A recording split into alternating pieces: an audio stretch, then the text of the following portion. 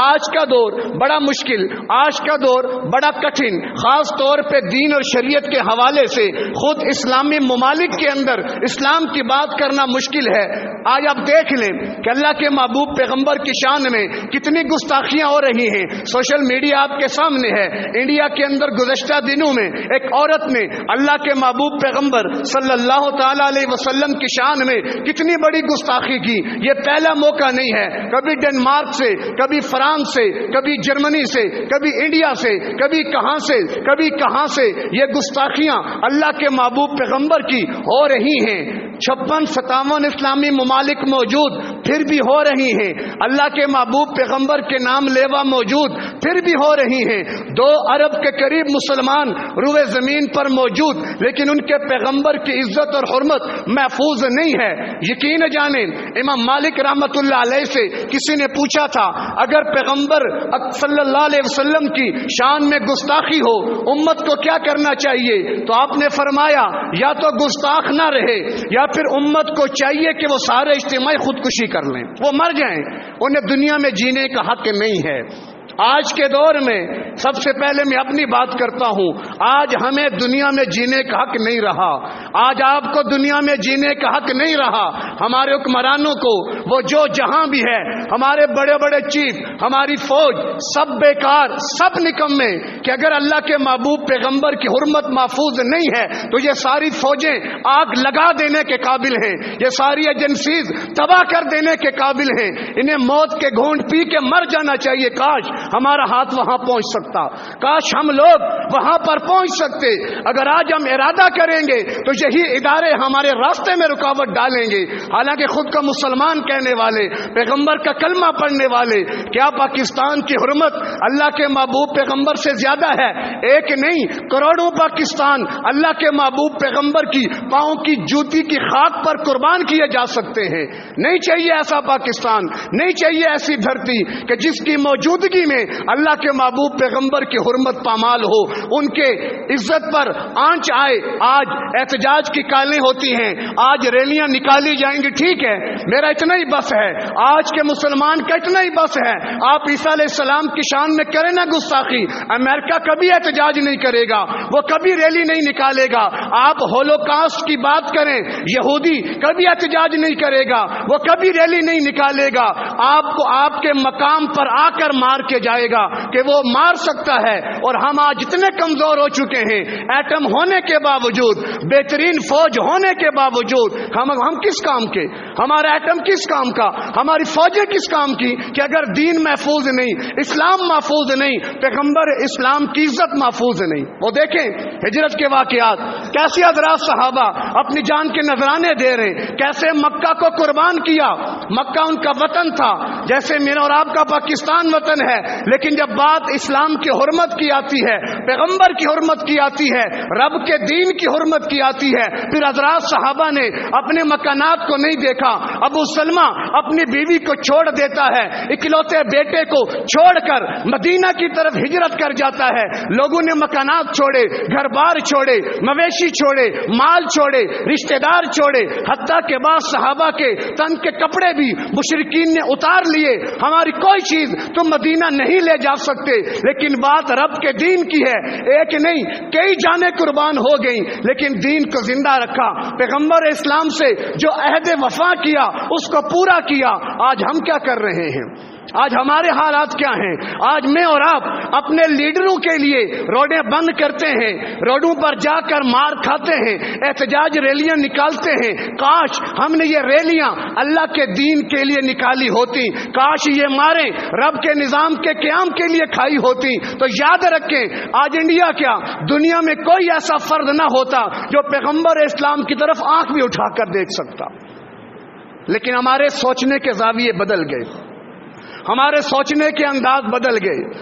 آج اس حد تک یقین جانے کوئی پتہ نہیں کہ کب رب کے عذاب کا کوڑا برسے گا، یہ ذہن میں رکھیے گا۔ آج میرا اور آپ کا جینے کا مقصد ہی ختم ہو گیا۔ میں اور آپ جیتے کیوں ہیں؟ کھاتے ہیں کمانے کے لیے، کماتے ہیں کھانے کے لیے۔ آج کوئی اپنے دفتر میں چھٹی نہیں کر رہا، آج کوئی اپنی دکان کو خالی نہیں چھوڑ رہا، سارے کام ہو رہے ہیں، لیکن رب کا دین، پیغمبر کی عزت اور عظمت اور شان کہ جن کی وجہ سے یہ نظام قائم ہے، جن کے کلمے کی بنیاد پر یہ دنیا قائم ہے، آج وہ ہستی محفوظ نہیں ہے، تو بتائیں نا پھر میرے دنیا میں آنے کا مقصد کیا رہا؟ میں کل کیا منہ لے کر جاؤں گا اللہ کے سامنے؟ کیا منہ لے کر جاؤں گا اللہ کے محبوب پیغمبر کے سامنے؟ کاش ہمیں اللہ کے محبوب سے عشق ہوتا، کاش ان سے محبت ہوتی۔ ہم کاغذی لوگ ہیں، کاغذی۔ ہم نے عشق اور محبت کا نام صرف کاغذات میں دیکھا، ہم نے کتابوں میں پڑھا، ہمیں نہیں معلوم عشق و وفا کے تقاضے کیا ہوتے ہیں۔ یہ پہنچے غار ثور کے پاس، سفر کر کے ابو بکر بھی آ رہے ہیں، سفر کر کے اللہ کے محبوب پیغمبر بھی آ رہے ہیں۔ اللہ کے محبوب پیغمبر کی عمر مبارک 53 برس ہے، ابو بکر صدیق کی عمر 51 برس ہے۔ جب وہاں پہ پہنچے، پیغمبر کے قدموں کو دیکھا کہ زخمی ہیں، کہا آقا آپ کے پاؤں زخمی ہیں، آپ چڑھیں گے کیسے؟ کیوں نہ سواری کا انتظام ہو؟ آقا مسکرائے، ابو بکر سواری کہاں سے آئے گی؟ ہمارے تو جان کے پیچھے دشمن پڑے ہوئے ہیں، سواریاں کہاں سے آئیں گی؟ صدیق نے کہا اے میرے پیغمبر، اگر آج سواری موجود نہیں ہے تو کیا ہوا؟ ابو بکر کا کندھا آپ کے لیے سواری بنے گا۔ ابو بکر بھی تھکا ہوا ہے، وہ بھی ایک بشر ہے، 51 سال عمر ہے۔ اللہ کے محبوب پیغمبر کو اپنے کندھے پہ سوار کیا اور پھر غار ثور کی پہاڑی کو چڑھنا شروع کیا۔ یہ کہنا بڑا آسان ہے، اللہ آپ کو لے کر جائے، غار ثور کا سفر اللہ آپ کو عطا کرے، جب آپ وہاں پر چڑھنے لگے تصور کیجئے گا 51 سال کا بوڑھا ہے اور 53 سال کا پیغمبر اس کے کندھوں پہ ہے اور وہ اس کو لے کر پہاڑ کے اوپر چلتا چلا جا رہا ہے۔ یہ کیا چیز چلا رہی ہے؟ عشق۔ کیا چلا رہا ہے؟ محبت۔ ہمارا عشق اور محبت کیا ہے؟ ہم اپنے گھر سے مسجد نماز کے لیے نہیں آ سکتے، ہماری حالت کیا ہے؟ ہم پیغمبر کا چہرہ، ارے اگر بائیکاٹ کرنا ہے، اگر تم نے ریلی نکالنی ہے، بلکہ میں ایک بات اگر کہہ دوں تو شاید میری اور آپ کی بخشش اور آج کے حالات کے لیے کافی ہو جائے کہ آج ہم ان کے خلاف، جو بھی ہمارے پیغمبر کے دشمن ہیں، جو بھی ہمارے دین کے دشمن ہیں، ہم ان کے خلاف ایک احتجاج یوں ریکارڈ کرا لیں کہ آج ہم میں سے ہر ایک سے ارادہ کرے کہ آج کے بعد پیغمبر کا چہرہ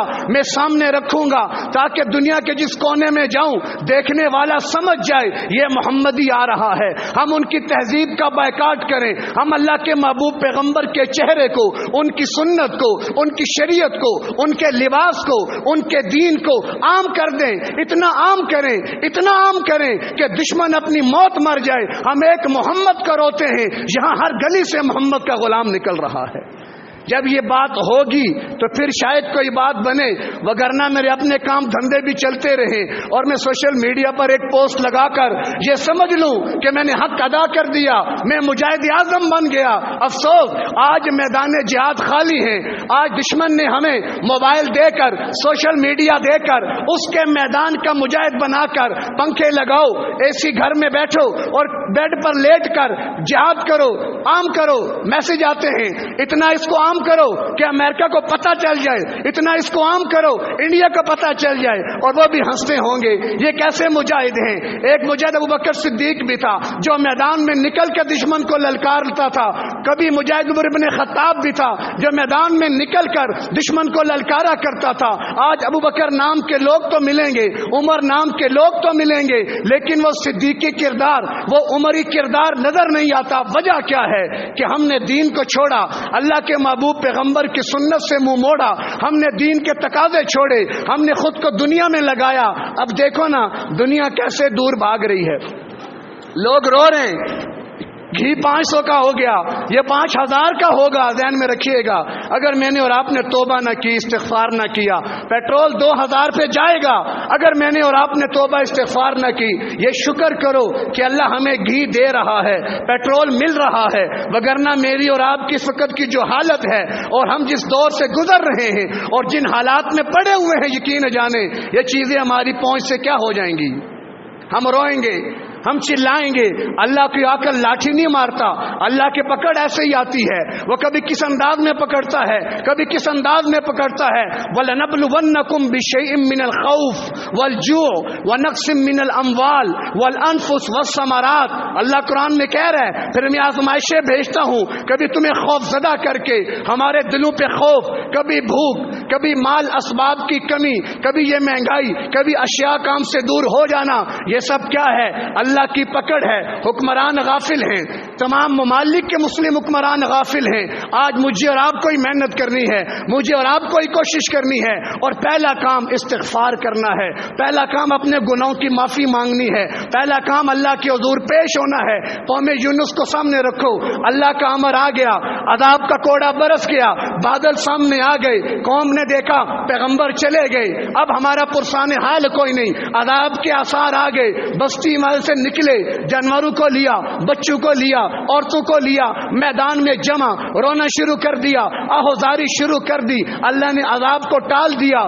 آج مجھے اور آپ کو ایسے ہی رونے کی ضرورت ہے۔ اللہ معاف فرمائے، دل کتنے سخت ہیں، ہمیں رونا بھی نہیں آتا، دل کتنے سخت ہو گئے گناہوں کی وجہ سے، ہمیں رونا ہی نہیں آتا۔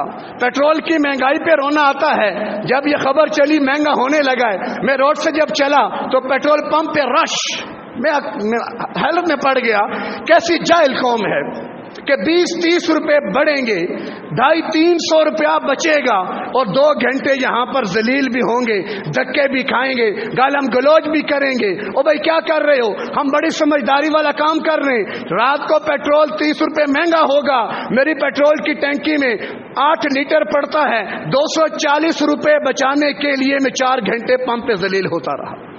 ادھر نمازوں کے اوقات آئے اور چلے گئے، مسجدیں ویران، جب مسجدیں ویران ہوتی ہیں پھر اللہ یوں ہمیں ذلیل کرے گا۔ تو لہٰذا ایک تو اپنے گناہوں کی معافی مانگے، اور نمبر 2 مساجد کو آباد کریں اور اللہ کے حضور پیش ہوں، اللہ تبارک و تعالیٰ کا یہ غصہ ٹھنڈا ہو، اللہ کے جلال میں کمی آئے، اور اللہ کے محبوب پیغمبر سے عشق و محبت کی بات کریں، اس بات کو لائیں، اور عملی طور پر زبانی جمع خرچ نہیں، ارادہ کر کے یا اللہ آج کے بعد انشاءاللہ میں پیغمبر کی عزت حرمت پر پہرا دوں گا، اللہ کے محبوب پیغمبر کا سپاہی بن کر، ان کا جانثار بن کر، اور ان کی وردی پہن کر۔ یہ اصول ہے ہماری فوجوں کا کہ جو وردی پہنے گا وہی میدان میں آئے گا اور دشمن سے مقابلہ کرے گا۔ ان وردیوں کے ذریعے پہچان ہوتی ہے کہ یہ پاکستان کا مجاہد ہے اور یہ انڈیا کا وہ ہے، یہ فلاں کا ہے۔ تو آج اللہ کے محبوب پیغمبر کی فوج میں بھرتی ہونا ہے، اور اس کی وردی کیا ہے کہ پیغمبر کی داڑھی ہمارے چہرے کی زینت بنے، پیغمبر کا لباس ہمارے وجود کے اوپر آئے، پیغمبر کی عزت کا امامہ ہمارے سر پہ سجے، اور ہم اس طرح اللہ کے محبوب پیغمبر کے سپاہی بن کر، جانثار بن کر میدان میں نکلیں۔ ہم یہاں نکلیں گے، دشمن امریکہ میں کانپے گا انشاءاللہ۔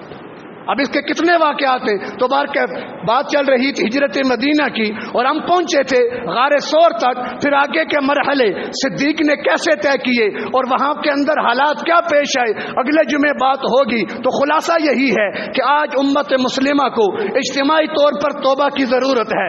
اگر آج امت نے استغفار نہ کیا، گناہوں کو معاف نہ کرایا، تو یقین جانے حالات بہت خراب ہیں۔